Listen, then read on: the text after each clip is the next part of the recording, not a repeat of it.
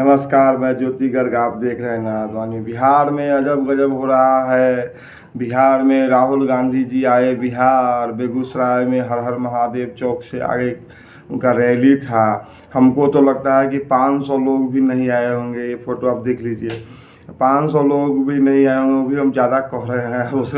उसमें उन्होंने एक बात अजब कही कि स्टॉक मार्केट में जो आपका काम का चीज़ नहीं है, अमेरिका के राष्ट्रपति ने उसकी ऐसी तैसी कर दी है।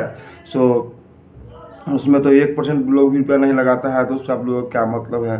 तो आप लोगों को उसके काम की चीज़ नहीं है। बात तो सही है, लेकिन जो है वो एक जो लगाएगा शेयर बाज़ार है, उसमें तो उसी को पैसा मिलेगा। अब वियतनाम से कौन सा फिर माल फूक के आ गया है, सो तो अब वही जाने।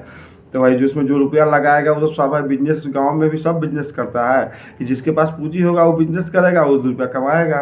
तो वही बात है, तो जिसके पास बिजनेस के लिए पैसा होगा वही करेगा। शेयर मार्केट तो सब जानता है कि वो बड़े बड़े लोगों की चीज़ है। जिसके पास अफरात पैसा है तो लगाएगा। तो बिहार में तो हम शुरू से कर रहे हैं कि तेजस्वी की गाड़ी को डिरेल कर देगा राहुल गांधी। वो तो आएगा ऐसी ऐसी भाषणों से देगा कि और डिरेल करेगा। सर, तेजस्वी ऐसा हवाबाज निकला कि क्या कहे। वो गांव में कहावत है कि जो निगेटिव बात को बार बार कहिएगा तो वही चीज़ आप कर लीजिएगा।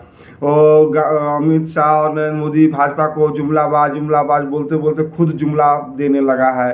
पिछले बार भी मैं वीडियो में बोला था कि वो स्थानीय लोगों को नौकरी देने के डोमिसाइल नीति के बारे में बोला था, तो उस पर भी मैंने कहा था कि ये सब उसका हवा पानी है और वो कर नहीं पाएगा, जुमलाबाजी है।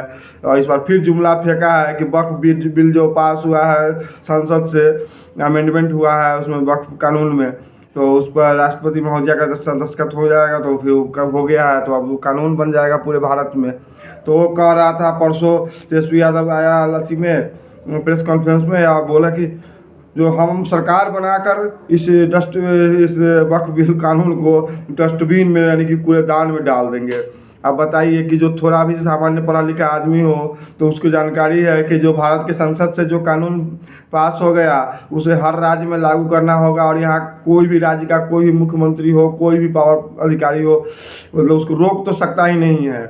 ये तो संविधान सम्मत है। तो जो जो वहाँ संसद में जो पास होके आ गया वो रोक देगा बिहार सरकार, बिहार विधानसभा या बिहार की के मुख्यमंत्री। तो ऐसा तो अब हम लोग तो संविधान में नहीं पढ़े हैं। अब वही लोग संविधान बचाने की बात कर रहे हैं।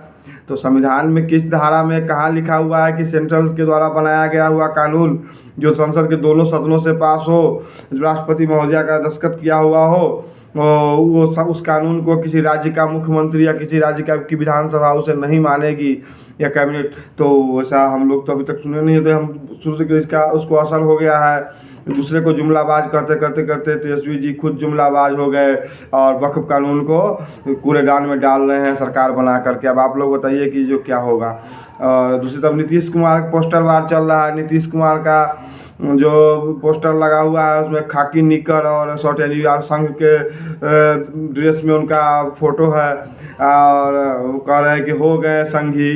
तो वही संघी तो ही 1995 से लगातार संघ के समर्थित पार्टी के साथ हैं। मलाई भी खाए हैं नीतीश जी, मुख्यमंत्री भी रहे हैं संघ समर्थित पार्टी के साथ ही और उसी के कार्यकर्ताओं के बल पर, तो उसी के झंडा और डंडा के बल पर बने हैं। तो होंगे ही होंगे। तो इसका तो अलग ही मेल्टडाउन है पूरे बिहार में। उस पर जदयू ने भी पोस्टर वार किया चारा चोर करके नाम से लालू जी का। तो वो सब चल ही रहा है पूरे बिहार में। ये राहुल जी की यात्रा फ्लॉप हो ही गई है पूरी तरह। और तेजस्वी किसी यात्रा पर निकल नहीं रहे हैं क्योंकि गर्मी ज़्यादा है। अगले साल गर्मी में निकल गए थे लोकसभा में तो व्हील चेयर पकड़ना पड़ गया था। तो अभी सोच रहे हैं कि कुछ दिन आराम कर लेते हैं, एक बार बरसात उरसात जब गिर जाएगा, तब जो आश्विन कार्तिक आएगा, जब चुनाव का बेला आएगी तब जो है निकलेंगे। अभी निकलेंगे अब व्हील चेयर पकड़ लिए तो फिर तो मैसेज गलत चला जाएगा कि जो मुख्यमंत्री बनने वाला है वो 35-36 साल का लड़का ही अगर इस हाल में इस कंडीशन में चला जाएगा तो फिर और लोगों का तो फिर बिहार सरकार चलेगी कैसे। इस चीज़ का भी गलत संदेश चला जाएगा लोगों में। इसलिए तेजस्वी जी अभी घर में वही बैठे हुए हैं। कन्हैया कुमार खूब दौड़ रहे हैं और उनकी एक बात पर मैं किसी चैनल पर देख रहा था, पप्पू यादव ने भी विरोध कर दिया। उस वामपंथ की जो बात किए थे कि सड़कें बनाई जा रही है यहाँ के संसाधनों को लूटने के लिए। तो वामपंथी तो आखिरकार वामपंथी ही होता है। विकास का तो सबसे बड़ा दुश्मन होता है। विकास तो चाहता ही नहीं है कि विकास कहीं भी हो। जब विकास हो जाएगा तब वामपंथ को पूछेगा कौन।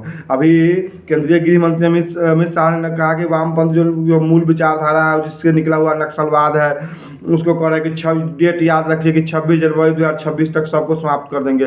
तो बहुत भारी संख्या में जो कुछ जिलों में ही अब रह गया हुआ है, आंध्र प्रदेश छत्तीसगढ़ के कुछ जिलों में ही, और महाराष्ट्र के भी शायद एक गढ़चिरौली शायद जिला है वहाँ उसके आसपास।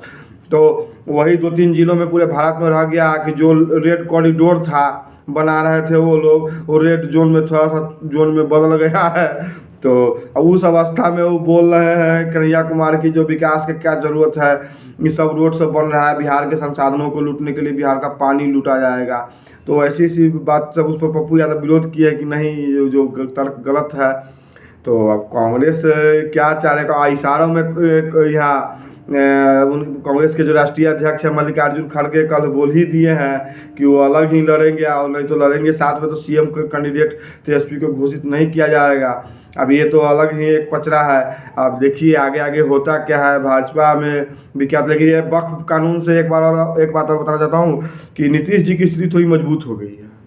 वक्फ कानून पर नीतीश जी और चिराग जी का बीजेपी को साथ देने से जो भाजपा का कैडर वोटर है और उसका कार्यकर्ता जो है, जो इस लोग के लिए लड़ता था, नीतीश जी को इतना दिनों तक मुख्यमंत्री बना के रखा और थोड़ा मायूस हो गया था, तो बीच में थोड़ा नीतीश जी समटाने लगे थे।